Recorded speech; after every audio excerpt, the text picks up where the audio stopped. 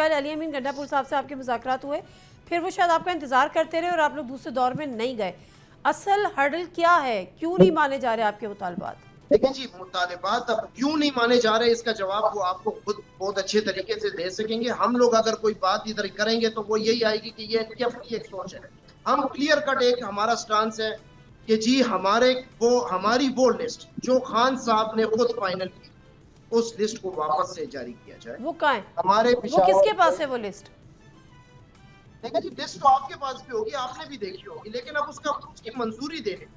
उसकी मंजूरी देने के लिए रातों रात आपको किन किन नामों पे एतराज है? कोई जरा मुझे बता दें, आपको किन किन नामों पे एतराज है? मिर्जा अफरीदी साहब पे और हमें इस वक्त उस नाम पर एतराज है जिसने 9 मई के बाद पार्टी से जो मुनहरिफ हुए, जो वापस अभी पार्टी का एक लबादा ओढ़ के आ गए हैं कि जी मैं पीटीआई का हूँ। उनकी वजह से इरफान सलीम को ड्रॉप किया गया, हमारे बाकी जो हमारे जो उम्मीदवार थे उनको ड्रॉप किया गया। हमारे हिसाब से मिर्जा अफरीदी साहब, हमें उन पे बिल्कुल क्लियर कट एतराज। सब्सक्राइब करें और बेल दबाएं ताकि कोई खबर रह न जाए।